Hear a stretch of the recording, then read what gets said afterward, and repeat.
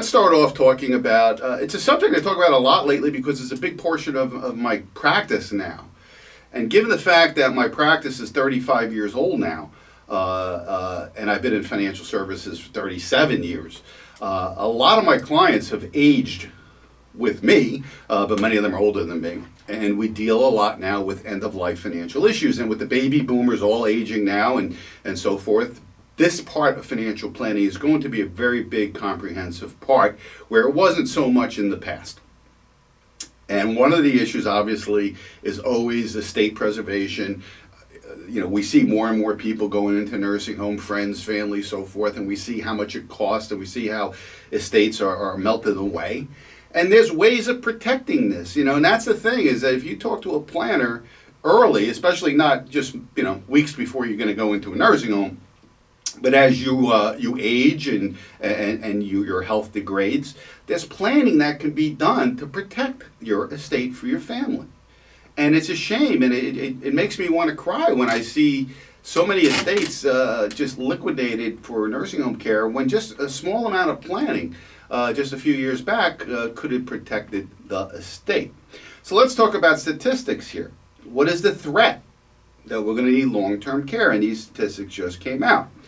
43% of persons age 65 and over will spend some time in a nursing home. All right, so that's less than half. That's less than half, so that's a good thing. So the chances are you of needing a nursing home is less than half. It's 57% chance you won't.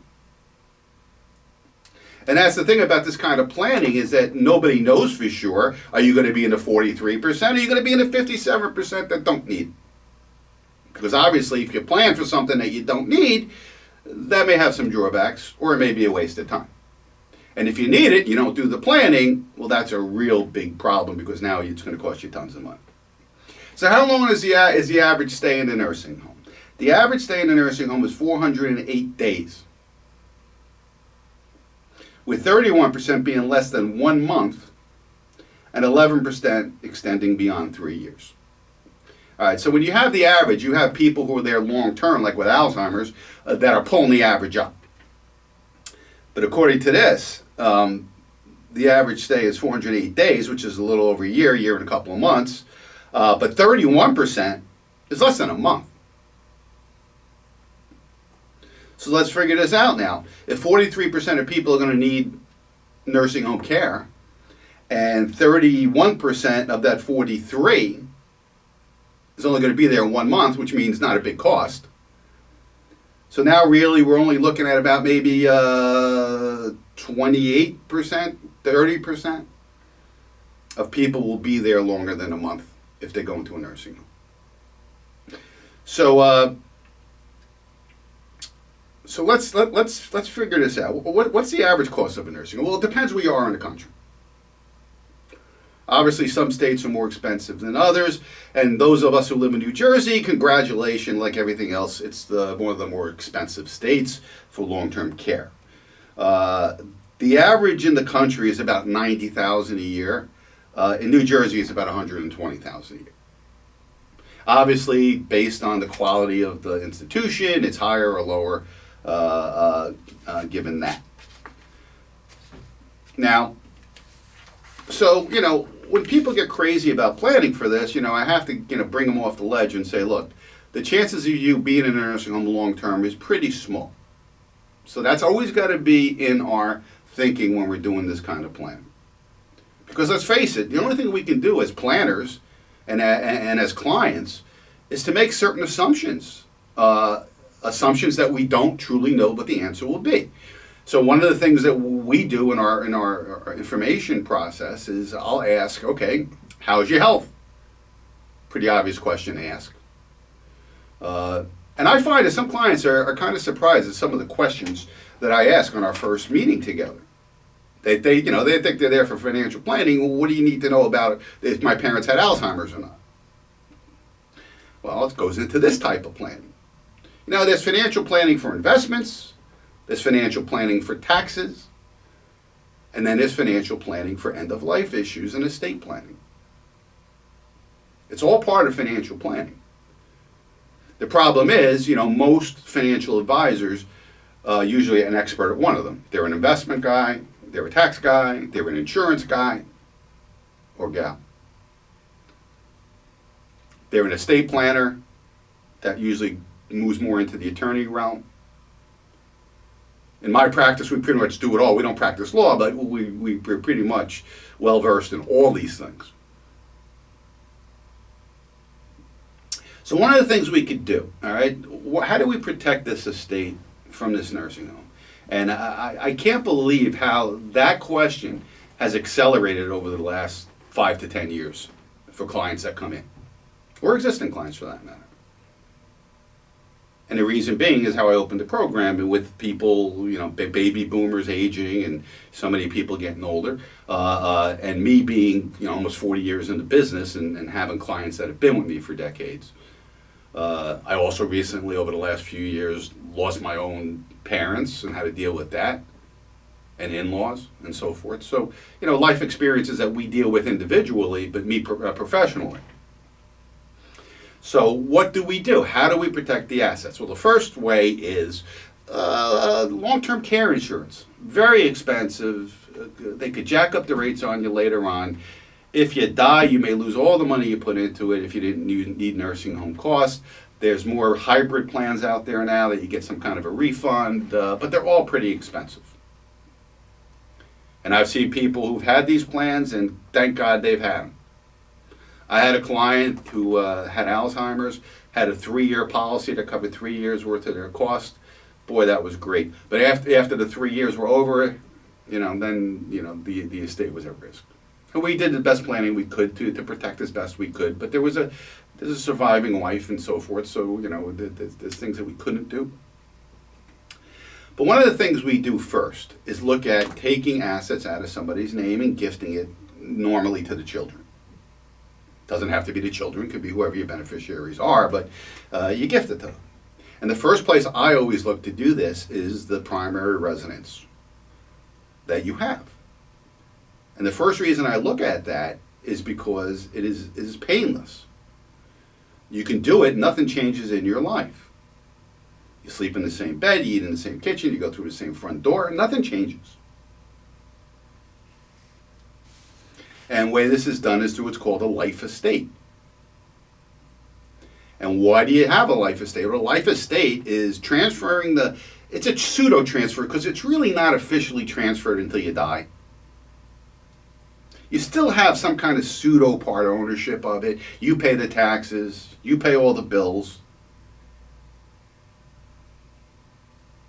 And once you pass, then the life estate goes to what's called the remainder men, to use a legal term. Not very PC these days, by the way. Should be gender neutral, I say. But hey, I digress. So the remainder men get the estate. Now, it can get complicated if the house is sold prior to the person dying that gifted the house. They can get back part of the proceeds of the house based on an actuarial table that the IRS has. And I don't want to get too into that because it's getting into the weeds a little bit. But if the 5 years go by after you do this life estate transfer to the children, then it is an exempt asset for Medicaid. And it's exempt from estate recovery. What's estate recovery? Well, say you go into a nursing home and you have assets in your name, all right, but you are able somehow to transfer them to the children, but you did not follow the 5-year look-back periods and stuff, that could be recovered by Medicaid. And by having a life estate and 5 years go back, that is not a recoverable asset. So people use life estates mainly to protect the asset, the house, from having to be liquidated for nursing home care. So if you do this and the 5 years go by, or at least you have other assets that can get you to the 5-year period, then you'll protect that house, and at least my children are going to inherit my house. Now, a few weeks back, we had a caller call in and say, I have a $400,000 house with no mortgage on it, but I'm struggling, income-wise. I don't want to move. If I do a life estate and gift the house to my kids so I can protect that asset from nursing home, Can I get a reverse mortgage on it or a mortgage of any kind? And I wasn't sure the answer to that question. And I've since researched it, and the answer is yes, you can. So Vince, if you're listening to me from Point Pleasant, you can do it. Now the only thing is you have to have the permission of the beneficiaries or the remainder men, same thing, who are going to get the house ultimately. Now they're not going to not give you permission, but legally they have to. And also on the reverse mortgages, they're going to have to sign off on it as giving permission for you to get it. Now they're not going to sign the note. They're not going to be liable for the note itself or the debt itself. They will be liable for it once you die because the house will have to be sold and that'll have to be paid off. But they're not on the note specifically. And there'll be a lien against the house.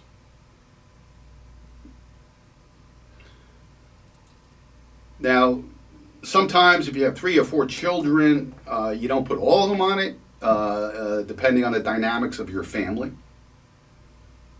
And when we do estate planning and stuff like this, I always got to ask about your kids.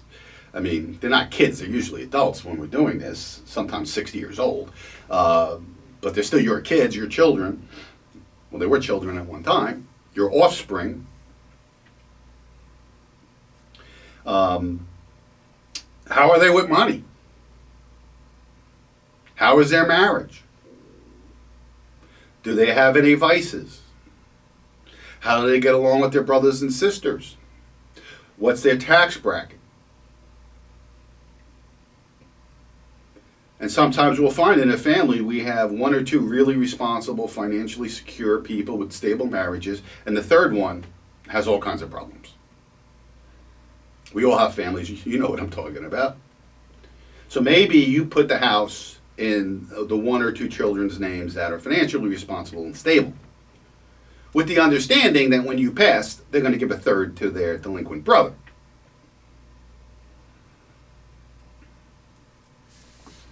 So there's really no real drawbacks, in my opinion, to a life estate. Especially as you get older. Now, if I'm 65 years old, I'm not putting my house in my children's name at this point. I don't need to. The chances of me needing a nursing home, at that age, is extremely slim. And if I do need it, I'm not going to be there very long because I just had a massive stroke or something. I'm going to be one of those 31% that last a month or less in a nursing home. Now, you could do the same stuff. It's not called a life estate, but you could gift bank accounts, brokerage accounts, stock. Oh, one other thing. When you gift assets to somebody of appreciated property, they assume your cost basis. So if you had $100,000 in IBM stock that you paid $10,000 for in 1950, and you give it to them, they're going to pay tax on $90,000 if they sell it. They're going to pay capital gains tax of 15% or 20%. If they inherit that, they're going to pay no tax, at least now. Biden wants to change that, but let's see what happens there. But with a life estate, and I just found this out myself in doing research for this program.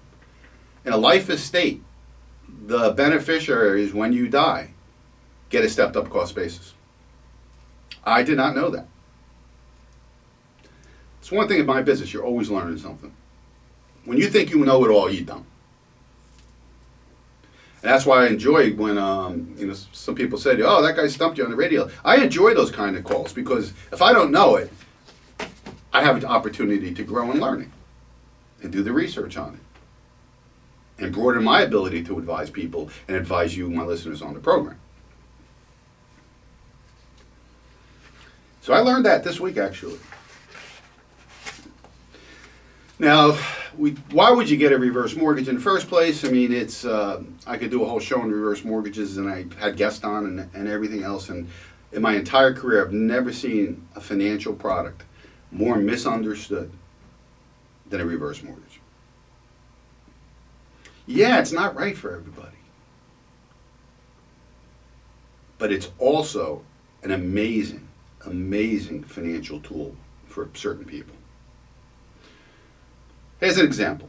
Suppose you have a small $100,000 balance on the mortgage, and the equity in your home is, let's say, $350,000. So you have a $450,000, right? You could make that $1,000 a month mortgage payment go away, because you could take a $100,000 reverse mortgage, pay off the traditional mortgage, and now $1,000 a month is out of your budget. Why would that be important? Say you're living off of just Social Security and maybe a small pension. Maybe the mortgage is eating the whole thing up, and you're hungry. You can't afford medicine or medical treatment. When those quarterly real estate taxes come up, you don't know how you're going to pay them. Well, you can make that go away with that $100,000 reverse mortgage. And why wouldn't you? Well, some people say, well, then I'm using up my estate, and my kids are going to get less, when they sell the house, because the mortgage balance is going to go up every month. You're damn right it is, and that's exactly what you should be doing. This is your money, it's not theirs. And that's what's hard time for me to get through people's heads.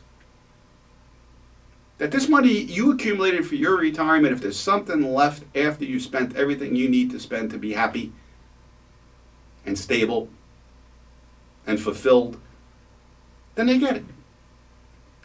But when someone tells me I'm going to live like a pauper and I'm not going to take a reverse mortgage and make my financial life better because I'm afraid I'm going to be using up the inheritance for my kids, you're not thinking clearly. And again, it's the most misunderstood. And I bring it up in some consultations with clients that I think could benefit by it. And the first look I get, especially from the wife, is like she's eating a lemon. Oh, I don't want that. And usually it's because of misconceptions. I don't own my home anymore. You own your home just the way you did on a traditional mortgage. There's a lien against it. Nobody else owns your home but you. And interest is going to eat up all my equity. Well, maybe in the past that was the case because they were giving a lot more lump sums against your equity than they do now. The amount you can get out of the house is substantially lower than it used to be. The one good thing now, too, is interest rates are very low. So the interest accruing on the reverse mortgage is relatively low these days. Now, you wouldn't get a reverse mortgage if you had other assets. You're not a candidate. You would use up those other assets, liquidate those other assets. But sometimes maybe you can't liquidate those other assets, because if you liquidated them, you'd have a significant capital gain or a bunch of interest, like on savings bonds. People who have savings bonds are notorious. They come in and with a 1099 with $30,000 in interest because they had a ton of savings bonds since 1980. And now they have all this interest, and maybe it takes you out of the pharmaceutical assistance program. Maybe it takes you out of a property tax reimbursement program because your income spiked that year and sets you back to year one again.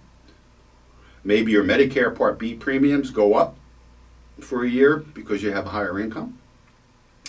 In all these cases, well, maybe, all right, instead of using that asset, why don't you use a reverse mortgage to do it? And the most, I call it the most famous reverse mortgage story I tell, and it's in my book, that I made somebody's life change to the tune of almost $3,000 a month with a reverse mortgage. And I don't have the exact details of the numbers here, but bear with me. They had a traditional mortgage where they were paying $1,000 a month. They had $25,000 in credit cards where they were paying $800 a month, which was close to the minimum. They were never going to get out from under that. They had a car payment. They were paying $400 a month. So by getting the reverse mortgage, we eliminated all that debt. The $1,000 payment a month for the mortgage, the $800 payment and any future liabilities on the credit cards, and a $400 car payment. $2,200 a month by taking a reverse mortgage for about $150,000, $60,000 on the house. And there was still $150,000 equity in it. And this person, who was pretty reticent to want to do this. I had to convince them because I knew it was a life-changing event for them. They came back to me months later and said, Lou, I can't thank you enough. My life has changed 180 degrees. I sleep better. I feel better. I have less worries. I have extra money to do some of the things that I want, not the things that I was avoiding for so long. And I have the security knowing that I'm going to be okay going forward. And whatever's left for my children will be left for my children. And let's face it, in this situation, the debt was already there. So the net worth was already limited due to the debt from the car payments and from the credit cards and from the original mortgage. We just changed the debt. From debt that's due and payable to debt that you'll never pay until you die. And I've never seen anything like it. You know, I didn't understand it when it first came out. I said, you mean to tell me that you're going to lend me $200,000 and I don't have to pay it till I die? Okay. I wish I could do it now. Well, I'm only a year away from actually being able to do it. Not that I would. I don't need to, but I'm just saying is that, you know, how about that? Here's $200,000. Don't pay me until you die. And what some people were doing is taking that $200,000 out of their house because they're house rich and they're cash flow poor.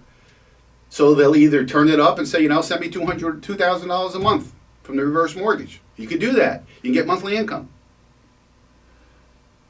And the balance, of course, will be building up and interest will be charged on the balance and so forth. A reverse mortgage, the opposite of a traditional, that you pay it down, here you pay it up. So now your house is feeding you. And like I said, the hell with your kids, who cares? Unless you have a special needs situation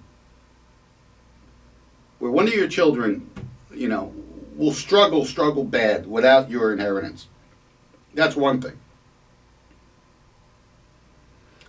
But the intensity that people have about inheritance for their kids, it's just blows my mind that they'll live like paupers in retirement with the money they save for retirement so their kids' retirement could be better.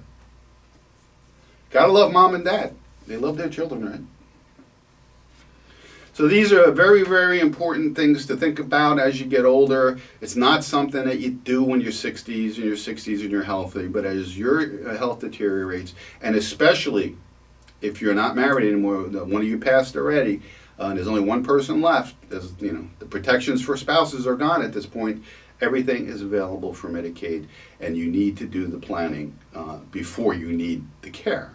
And the way you do that is you monitor your health and give yourself at least that 5-year period to get some assets out of your name to protect them from for your children at that time. All right, let's take a break. 732-505-1160 is the call number. My name's Lou Scatigna. You're listening to The Financial Physician. Don't go away.